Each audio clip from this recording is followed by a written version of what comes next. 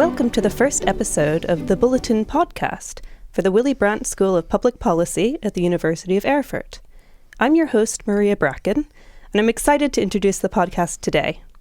My goal is to interview the fascinating students and researchers in the Brandt School and to hear experiences and voices from all over the world.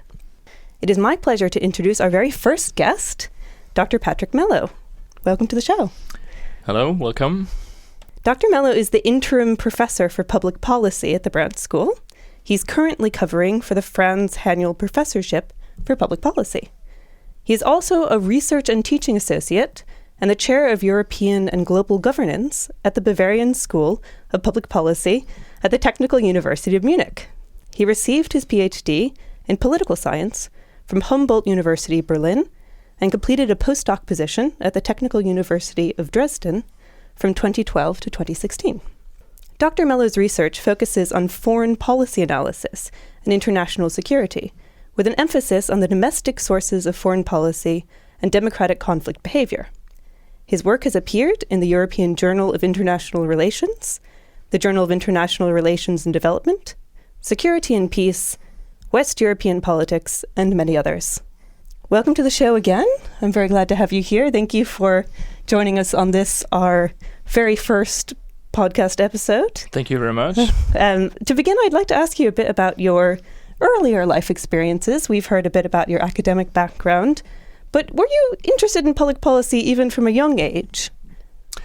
I must say my own emphasis is really on international security. So I came to the Brandt School as the Interim Professor for Public Policy, and my own area is rather international relations and international security.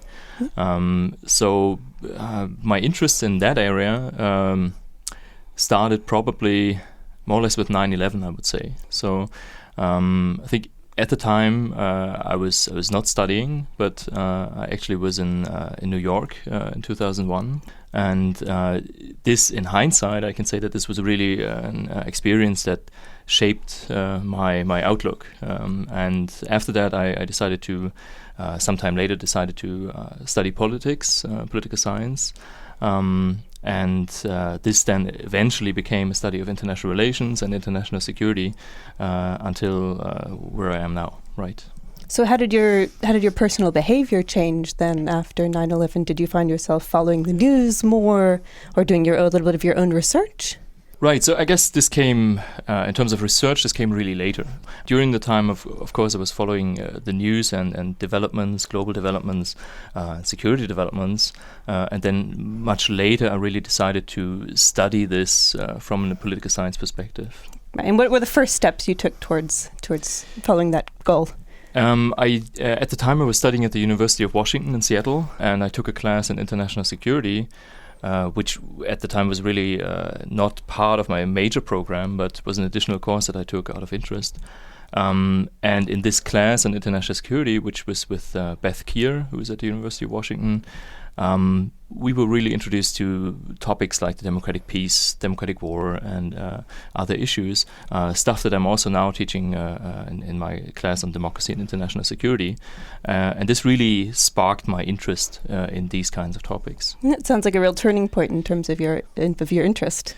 I think so. So this was my master's, and which then later became also an area that I emphasized in my PhD. Followed this up and turned it into a PhD proposal, which was gladly accepted in Berlin, and this was the starting point, and basically for my academic research. Out of curiosity, as an American myself, how did you find the experience of studying in Washington, as opposed to your at the time home university of? It was a joint degree, I think, in European Studies, University of Bath and Humboldt. Berlin. Yes. I mean, strangely, it's a master's in European Studies, and I studied this at the University of Washington in Seattle. Seems like you made a mistake there somehow. Yeah, I mean, I don't know how they ended up having they have this European Center of Excellence there on the West Coast, although obviously it would be more appropriate to study Pacific relations, but for some reason they have this European Center there.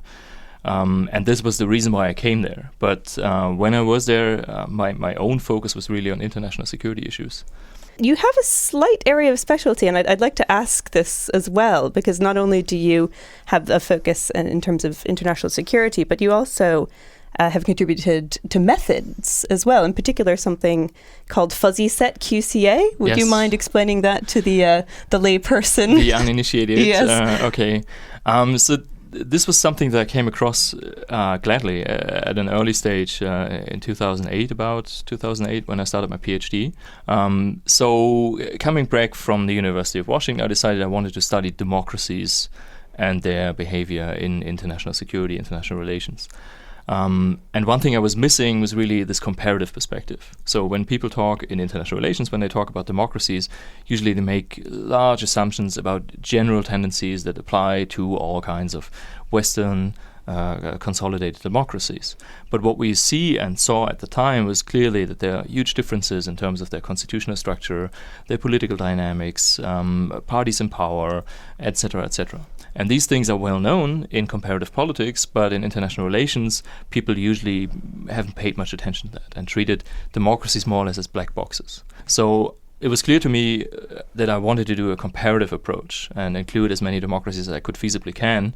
And then people alerted me to this method of qualitative comparative analysis. That's a QCA. That's QCA, yes. And so this really, the starting point was that people said, okay, this is a method where you can apply it to like 30, 50 countries. That's really a good number that you can do with QCA. If you have larger numbers, then you should probably do a statistical analysis. If you just interested in one or two countries, then you can do an in-depth case study. But at the time, I had the feeling that I wanted to do a comparison across 20, 30 countries probably. So QCA seemed really like the right thing to do. It fit exactly what you were hoping to accomplish. Yeah. Although, I mean, now from my standpoint, now it's clear that this should not be the first criterion to use QCA. So, I mean, when I teach QCA nowadays, I tell students also that it doesn't matter how many cases you have, like you should have the right assumptions about your theory, and this should guide your selection of your method. So, I mean, if you're looking for a linear relationship, then the statistical approach might be right. If you want to investigate causal mechanisms, you should do process tracing probably. And if you might have a set theoretic understanding of the world in terms of necessary and sufficient conditions, and then QCA is the right thing to do. It doesn't really matter how many cases you have. You need a certain you need to pass a certain threshold of cases in order to use QCA properly. But you could use it with 9 or 12 cases as well as with 150 cases. And I'm thinking that unfortunately, fuzzy set probably does not refer to puppies and kittens, as I was hoping. It does not. Yeah. So I was told. So the term originates from Charles Reagan's book Fuzzy Set Social Science, and I think initially he even said that he wanted to call the book Fuzzy Social Science, and then people said that this is really the wrong way to go because you have all kinds of implications there using this term fuzzy. Fuzzy sets allow for a distinction beyond binary 0 and 1. So it's basically about your measurement, about your coding of your variables. So instead of just having instances where something is present or something is absent, zeros and ones, you can introduce qualitative differences between these states and also quantitative ones. So that's a nice thing about fuzzy sets. I don't want to go into the details too much, but so you can introduce a qualitative criterion, which basically is whether a case scores above 0.5 or below 0.5. That's a qualitative anchor. And then you can introduce quantitative differences in that range. So above 0.5 up to 1, those are quantitative differences, and below there's a qualitative threshold, and then again you have quantitative differences in terms of below 0.5 up or down to 0, basically. You'd mentioned a bit earlier in our conversation that you had moved into being really interested in this area of international security. Can you talk a bit more about how your research area or approach has changed over time, maybe since you started pursuing that topic? So when I started pursuing it, I came across QCA. I decided to use this method, which I then also used for my second article, which became a chapter in my PhD dissertation. and also used it in my dissertation. So this was still pretty much straightforward. Initially, I also wanted to do process tracing and combine this with QCA. This was the idea as a young PhD student, and then I realized that it's just not feasible to do all of that in the same project. So one thing that I always had on my mind was to go back and really do these in-depth case studies. And that's something that I did to some extent, although for the publication I wouldn't call it process tracing, but I did an in-depth study of the UK and its role in the 2011 Libyan episode, the military intervention there, and also the 2013 non-decision to intervene in Syria. And I compared these two cases, examining the process of parliamentary debates over several months, based on primary documents. This was more the kind of in-depth case study that I initially wanted to do for my dissertation, but didn't because I focused on QCA. You've mentioned Iraq, Libya, and Syria. Are these the main conflict areas of focus for your research, or are there others as well? So in my dissertation, I focused on Kosovo. This was the first case that I dealt with, and then Afghanistan 2001 and onward, and Iraq 2003 onward. And Iraq, so I had to make some decisions, and one decision was that I would focus only on the initial decision to participate in these conflicts, and government's decisions. And with Afghanistan and Iraq, obviously, there was much more happening afterwards. That was also interesting, but I couldn't address this. And in later projects, publications, I then tried to do this exactly. So I have one paper where I look at the entire process from 2003, the initial decision to intervene in Iraq, and then up until the end of the Iraq war, so to speak, and government's decisions to withdraw from Iraq. So some governments, like prominently the Spanish government under Zapatero, decided to withdraw the troops when there was a government change, a new leader came to power, and Zapatero basically decided to withdraw them immediately. We have similar cases, but surprisingly also countries where we have similar leadership changes, but nothing of the sort happened. So the question for this paper was also, do we have these patterns? Are there certain paths that we see across countries? Or is the Spanish case more or less an idiosyncratic, unique case, and it doesn't really explain much across the board? So if I understand you correctly, it's to explain how and why countries do decide to participate or not participate in these particular conflicts, is that? Yes, exactly. Yes. And also to which extent they participate in this conflict. So there's a large literature on war involvement, and my issue with that literature was that it also simplifies a lot. So people simply say whether a country participated in a war or not, but most studies don't exactly look what kind of military participation happened. So people just simply say, okay, Germany didn't take part in this conflict, or Germany did take part in a certain military operation. But my question was also, what did they actually deploy? So at which point in time did they decide to participate in the Iraq War? Was it before or after a certain UN decision? Did we have a UN resolution at the time? Was it during the occupation phase or later? Did they decide to send a military hospital or merely logistical forces? Did they decide to participate in the combat operations? These kind of questions. So yes or no is just not a sufficient parameter to describe the complexity of the participation. I think so. I think the interest lies really in the qualitative exploration of that. Earlier, I mentioned some of the places that your articles have been published, but I also know that you wrote a book as well. Would you like to talk a little bit about that? I believe it was called Democratic Participation in Armed Conflict, and it received an award as well from the German Political Science Association. Yes, it did. I'm thankful for that. So this is basically my dissertation. It's a revision of my dissertation. Initially, I thought it would be a swift thing to just turn a dissertation into a book. This then turned into a year-long project to rewrite everything, basically. And this is the book on Kosovo, Afghanistan, and Iraq. Basically what I talked about before. What sort of collaborations, obviously working as an academic, you'll have been in cahoots with a number of different people. Can you talk about a collaboration that's been really successful for you, really fruitful in terms of your research? There are many. I think one thing I just noticed is that, when I started out, and that's probably the usual way as a PhD student, you work on your own. So you have your own project, and then slowly you realize actually other people are also interested in similar questions. But it takes some time until you then also try to approach these people or see them at conferences. And that would also be a recommendation that I would have for any aspiring researcher to start to make these contacts as early as possible. It's just worthwhile. Most people are friendly, most people are approachable, and it can't hurt to tell them that you're actually working on the same question or similar issues, you read their publications, you would like to know more about certain things, and you don't know. In academia, the interesting thing is that there's this long-term perspective. So you meet people at a conference, and then 3 years later, you see them again and in a hallway, and then you realize that you're actually working on the same issue right now, and you start a new collaboration.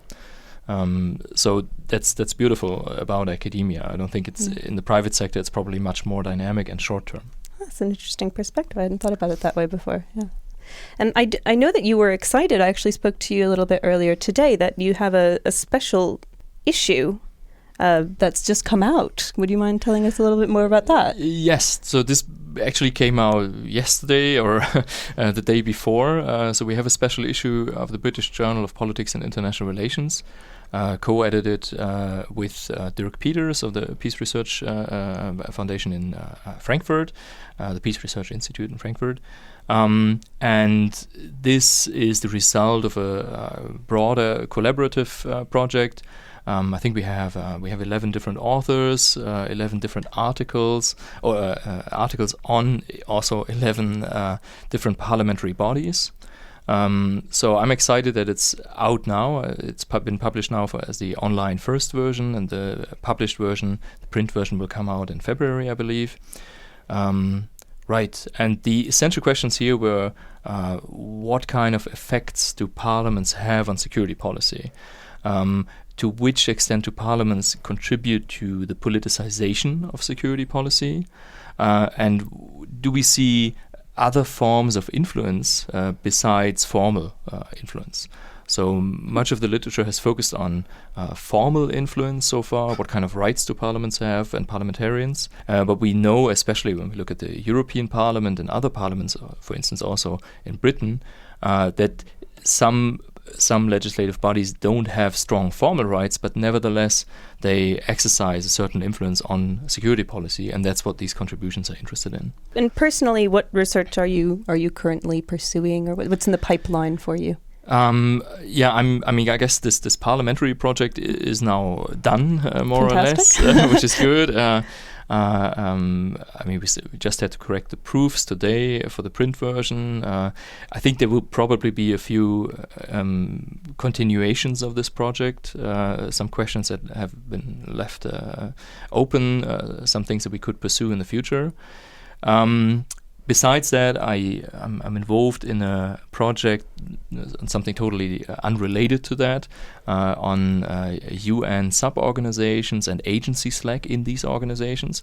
So that's with Eugenia Conceição held at the Hochschule für Politik in Munich. It's a project, and I'm involved in the methodological, the research design, basically. And we will also use QCA for this and process tracing, trying to compare UN sub-organizations and the extent to which their organizational characteristics lead to agency slack. And agency slack is here understood as these organizations overstepping their mandate. It might be in their organizational interest to extend their mandate or to interpret their mandate in a different way, and we try to find out to which extent the organizational characteristics influence this. Dare I ask what a runaway agent is? It sounds to me like James Bond has gone rogue. Yes, that's from the title. Yes, so international bureaucracies as runaway agents, and these runaway agents will be agents that overstep their mandate. And it's based on the principal agent approach. As a final open question in this component of our conversation, what in your personal view do you think are policy problems in your area that might have been overlooked or deserve some more scrutiny? What particularly should be worked on and pursued? I think As a general observation, there's lots of research on many interesting questions, but what is missing slightly might be true comparative approaches. So, we have interesting articles, many interesting articles on terrorism in the United States, for instance. We just read this in a class on democracy and international security yesterday. But these are not true comparative approaches. So what is lacking, is the European perspective, is a global perspective.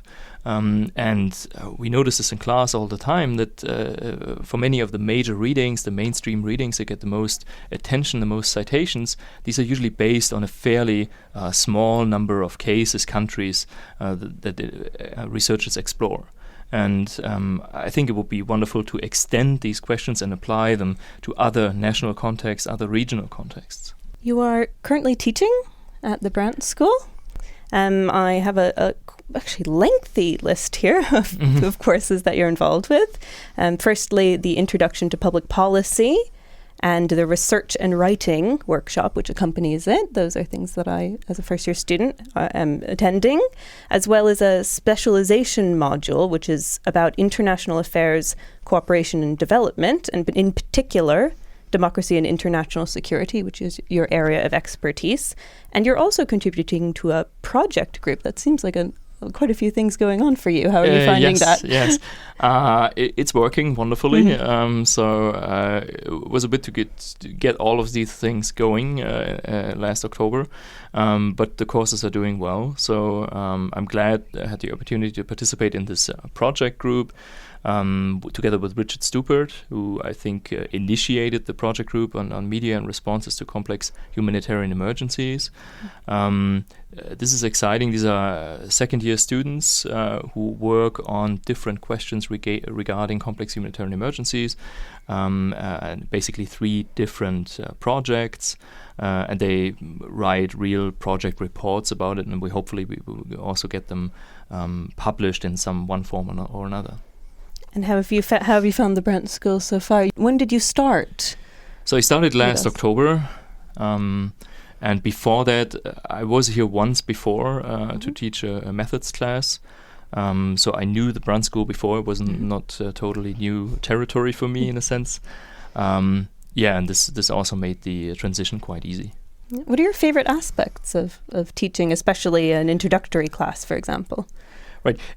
Teaching this introductory class in itself is new to me, Introduction to Public Policy, and it's been a great opportunity to work on these issues together with the students. Some of the issues that are also new to me, and I guess I'm bringing my own international security perspective to these issues, but the approaches can be applied to public policy as well as foreign security policy. So we had great debates, I believe, in the class. Also, because we have such a diverse group of students, this is really something that's unique about the Brandt School. I don't think of anything like this in the German context, definitely not, even internationally. Usually you have fairly homogeneous groups of students, but here we have so many different nationalities and backgrounds, which means that teaching is challenging because it's just hard. You cannot get rid of your own background, and of course I can't provide examples from countries or regions that I'm not familiar with, but I'm trying to, of course, listen to students and hear about their experience and how they might think about the questions that we deal with in class. What's been most surprising to you? You mentioned the international context. I believe it's 50-odd students from about 30 different countries in my year, so it's such a wide range. And what's been surprising to you about the international context? I think maybe I was expecting more difficulties in those terms. So no, really glad it's working very smoothly. People are doing their exercises and participating. Great participation in classes. Usually this goes down after people have presented. They don't show up that much anymore. That's not happening here. So I think people are quite dedicated and they know what they want. They want to get this degree. They have certain goals where they want to go afterwards, and they're here with a purpose. I think that's very clear about the Brandt School students.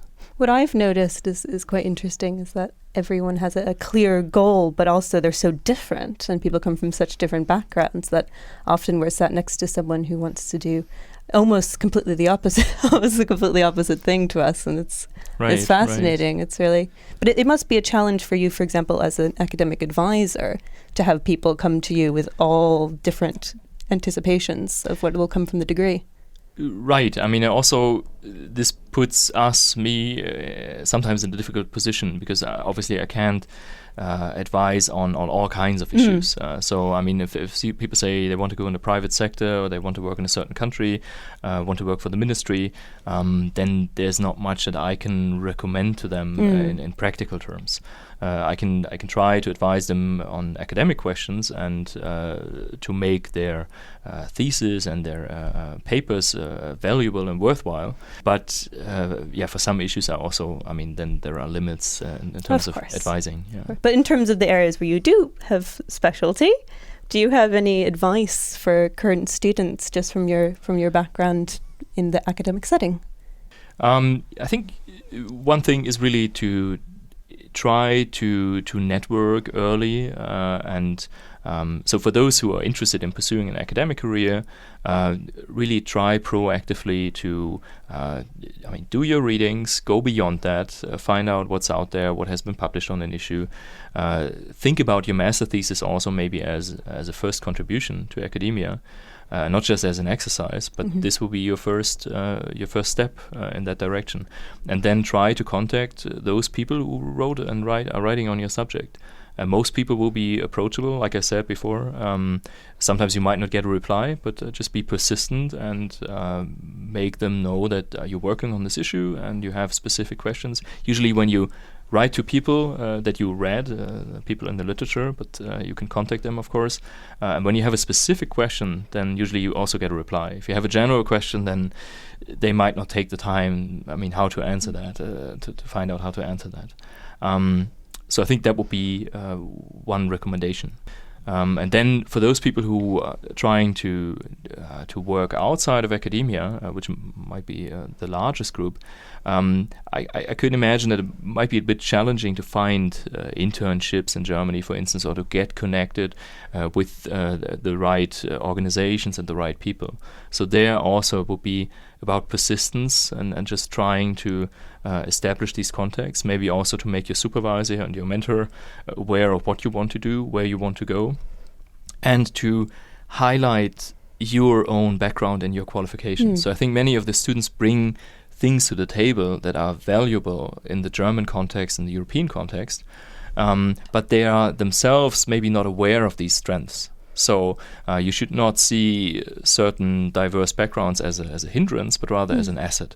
And you can say, I'm an expert from this region. I know this region, or I worked even for particular organizations, and this is something that I can bring to the table when I work, for instance, at a research institute in Germany. So not to be put off by your inexperience in the particular German context, but to use the background that you have as really a selling point for yourself. I think so, yeah. And heaven forbid anyone should think about pursuing a PhD. Do you have any advice for those folks?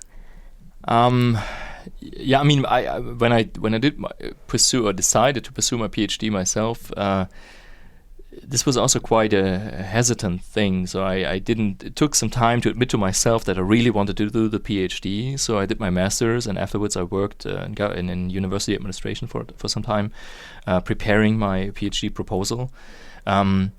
Just use the time wisely. If you know you want to do this, then go for it, and think about, like I said, your master thesis already as the first step in that direction. And that will be, so if you have a master thesis, that can be something that allows you to connect with people and then pursue that further. So of course it helps if you've already written your master thesis on a topic that you then want to pursue in the PhD program. That's great, because people can already see that you have a published record in a sense on this topic. So long-term thinking about what you're doing now and how can that can affect then the future. Right. Yeah. Well, thank you so much. That's actually all the time we have for today. You're welcome. But I'm thrilled that you are our first guest on the show. It's wonderful to have you here. Thank you very much. Thank you. You can find out more about our show on the Bulletin blog page at thebulletin.ch. www.brandtschool, that's BRANDT school.de. If you have any questions, comments, or suggestions for future shows, you can contact us via the blog. Until next time, work hard and change the world.